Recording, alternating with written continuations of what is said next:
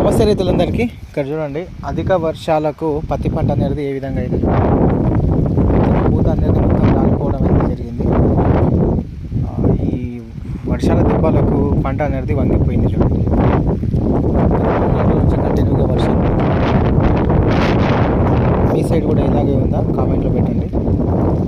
చూడండి, ఇక్కడ వేరు అనేది ఇట్లా ఉండడం వల్ల పడడం అయితే జరిగింది. చూడండి,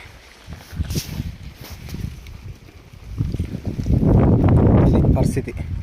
ఎందుకంటే పూత సమయంలో కొద్దిగా ఒక 10 రోజులకు ఒకసారి వర్షం పడినట్లయితే అధిక పూత వచ్చి పూత అనేది కాయగా మారుతుంది. కానీ పూత సమయంలో కంటిన్యూగా వర్షం పడుతుంది కాబట్టి పూత అనేది రాలిపోతుంది, ఖచ్చితంగా రాలిపోతుంది. ఇంకొకటి, దానికి తోడు పత్తిలో తెగులు కూడా అటాక్ చేస్తుంది. ఈ తెగులుకు సంబంధించి మన ఛానల్లో రేపు వస్తుంది. చూసి దాన్ని ఫాలో అవ్వండి. మీకు కొద్దిపాటుగా